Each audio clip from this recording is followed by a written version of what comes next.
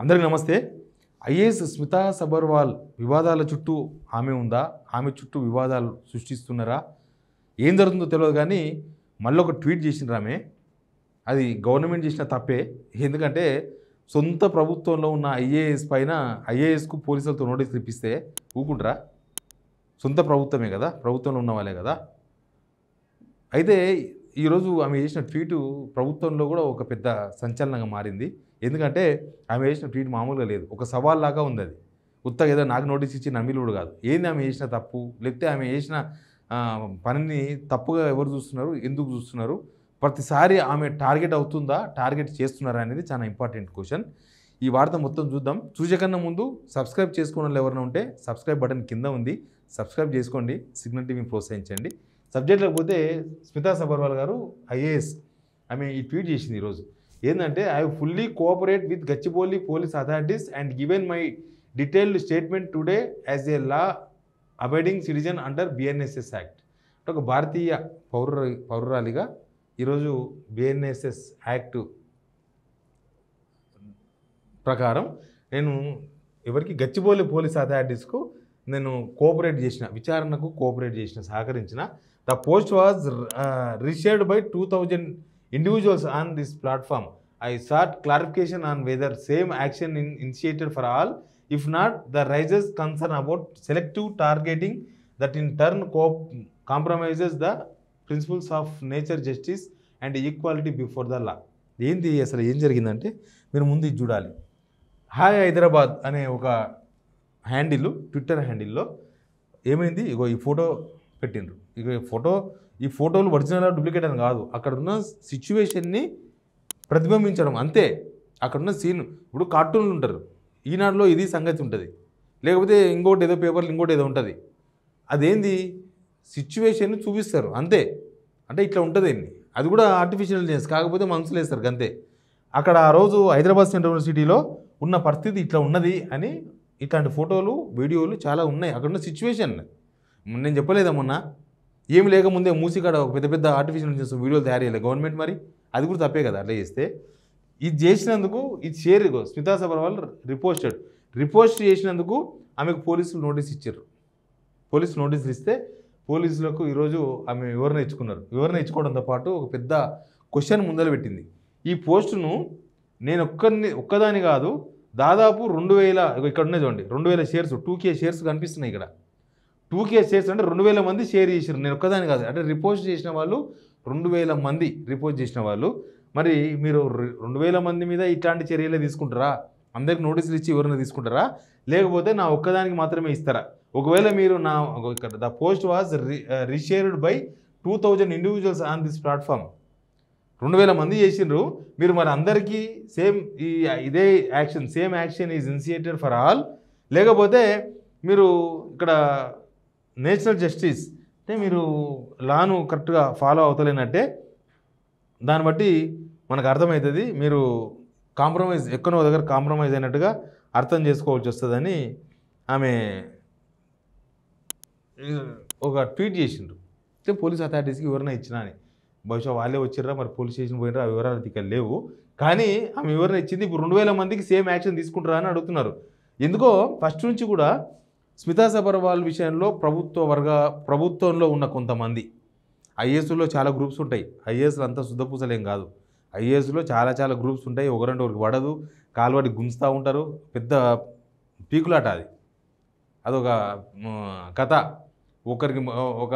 ఒక ప్రభుత్వం వచ్చినప్పుడు కొందరికి ప్రియారిటీ ఉంటుంది, ఒక ప్రభుత్వం వచ్చినప్పుడు కొందరికి ప్రియారిటీ ఉంటుంది.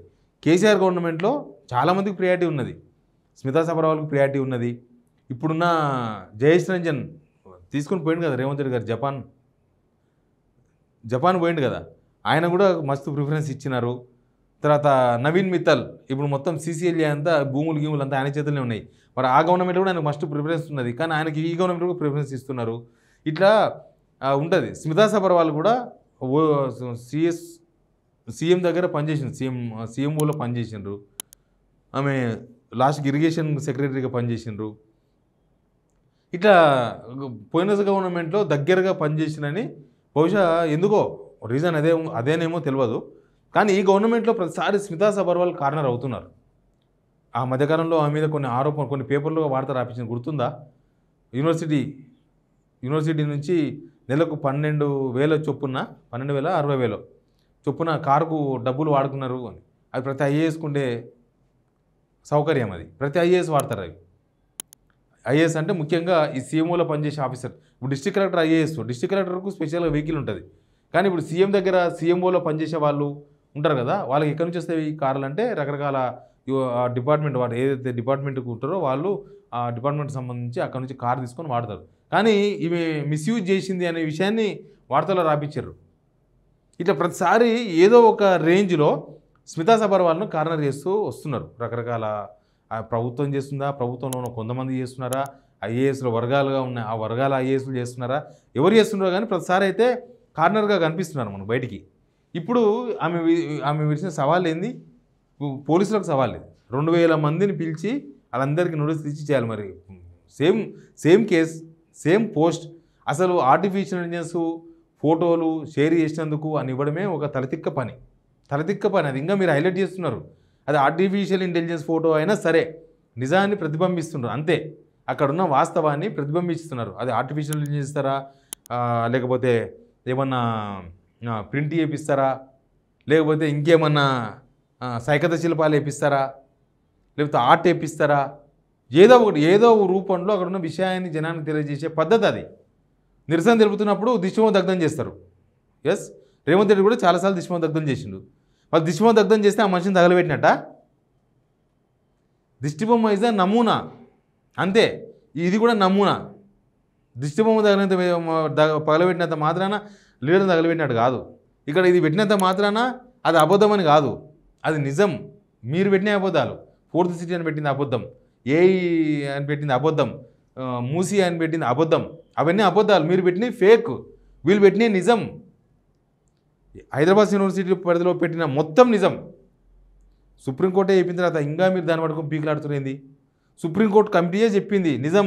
అక్కడ చెట్లు కొట్టింది నిజం, 1500 చెట్లు కొట్టింది నిజం, అక్కడ నెమళ్ళు ఉన్నది నిజం, పారిపోయింది నిజం. సుప్రీంకోర్టే అన్నది. కుక్కలు ఎమ్మడి పడితే, గాయపడితే ఆ పక్షులను చూస్తే, ఆ జింకలను చూస్తే మాకు బాధ కలిగింది అన్నది. ఇంకా సుప్రీంకోర్టు మీద ఒక కేసు పెట్టండి రీ.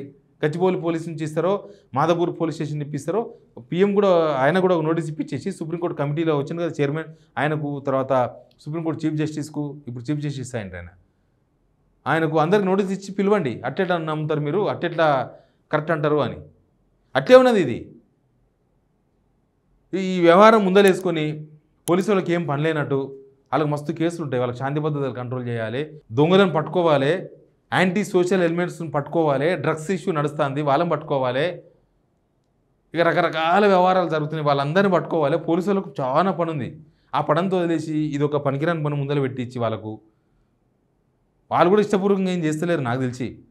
ఈ ప్రెషరు ఎట్లున్నదంటే, వెనకడికో రాజు ఉండేనంట, గ్రామ ప్రజలందరూ అనుకుంటున్నారంట ఇంత మహా చెడ్డ రాజు దేశంలో మన రాజ్యానికి ఎప్పుడు చూడలే, మన రాజ్యానికి ఇంత చెడ్డ రాజు వచ్చిండు ఈసారి అని అనుకుంటారంట జనమంతా కూడా.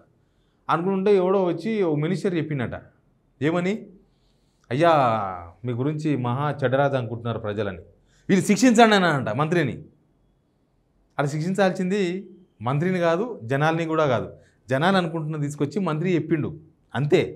ఇక మంత్రిని బలి చేసినట్టే రాజు ఆక్రోశం, రాజు మదం. అది ఆడ ఉన్న విషయాన్ని తీసుకొచ్చి చెప్పిండు. వాళ్ళు ఎందుకున్నారంటే మీరు చెడ్డ కాబట్టి వాళ్ళు అనుకుంటున్నారు అంతే.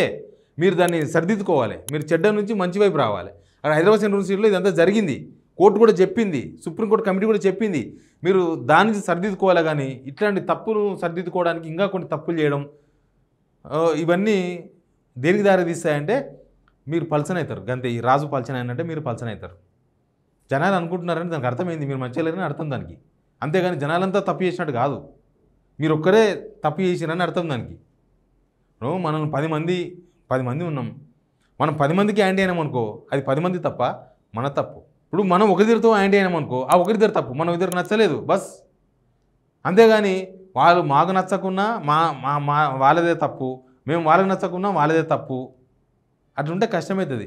ఎనీవే, ఇప్పుడు స్మితా సబర్వాల్ గారు విసిరిన సవాల్ 2000 మంది, ఇంకా 2000 మంది కాదు, ఈమె పోస్ట్ 2000 మంది, కానీ చాలా పోస్టులు చాలామంది షేర్ చేశారు. మళ్ళీ వాళ్ళందరిని పట్టుకొస్తే నాకు తెలిసి చెంచలగూడ జైలు, చెర్లపల్లి జైలు ఏం మనకిరావు.